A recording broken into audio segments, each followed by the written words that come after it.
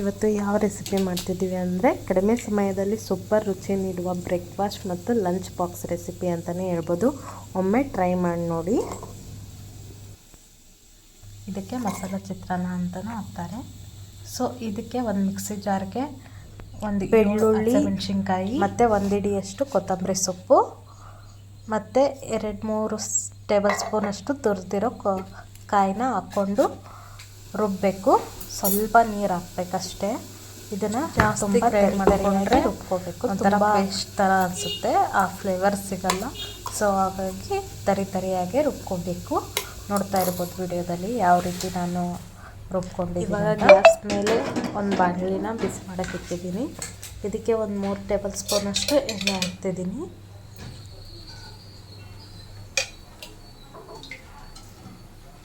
ಇವಾಗ ಎಣ್ಣೆ ಬಿಸಿಯಾಗಿದೆ. ಸೊ ಇದಕ್ಕೆ ಶೇಂಗಾ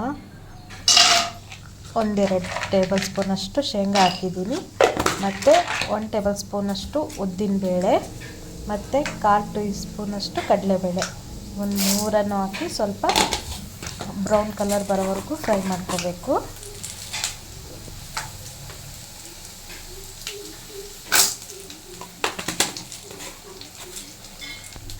ಇವಾಗ ಬ್ರೌನ್ ಕಲರ್ ಆಗಿದೆ. ಅದಕ್ಕೆ ಒಂದು 4-5 ಎಲೆ ಕರಿಬೇವನ್ನ ಹಾಕ್ತಿದ್ದೀನಿ.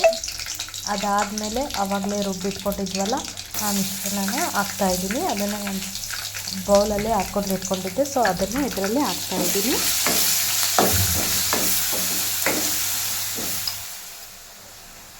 ಅದನ್ನು ಹಾಕಿ ಸ್ವಲ್ಪ ಫ್ರೈ ಆದಮೇಲೆ ರುಚಿಗೆ ತಕ್ಕಷ್ಟು ಉಪ್ಪು ಮತ್ತು ಒಂದು 1/4 ಟೀ ಸ್ಪೂನಷ್ಟು ಅರಿಶಿನ ಪುಡಿ ಹಾಕಿ ಚೆನ್ನಾಗಿ ಮಿಶ್ರಣ ಮಾಡಿ ಕುದಿಲಿಕ್ಕೆ ಬಿಡ್ತಾಯಿದ್ದೀನಿ.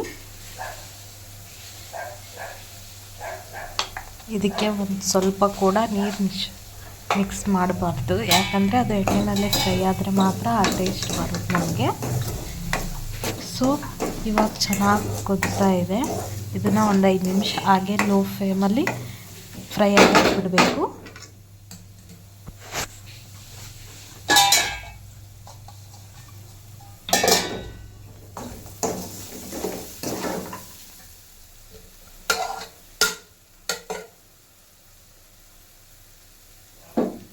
ಇವಾಗ ಚೆನ್ನಾಗಿ ಎಣ್ಣೆ ಬಿಟ್ಟಿದೆ ಅದೆಲ್ಲ. ಸೊ ಇವಾಗ ಫಸ್ಟೇ ಅನ್ನ ಮಾಡಿಟ್ಕೊಂಡಿದ್ದೆ. ಸೊ ಅದನ್ನು ಇವಾಗ ಮಿಕ್ಸ್ ಮಾಡ್ತಾಯಿದ್ದೀನಿ.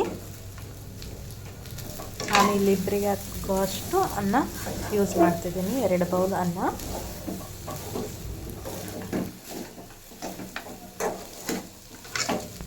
ಕೊನೆಯದಾಗಿ ಇದಕ್ಕೆ ಒಂದು ಅರ್ಧ ನಿಂಬೆಹಣ್ಣು ಹಿಂಡ್ಬಿಟ್ಟು ಚೆನ್ನಾಗಿ ಮಿಕ್ಸ್ ಮಾಡ್ತಿದ್ದೀನಿ. ಇದನ್ನು ಗ್ಯಾಸ್ ಆಫ್ ಮಾಡಿ ಮೇಲೆ ನಾನು ಹಿಂಡ್ತಾಯಿದ್ದೀನಿ.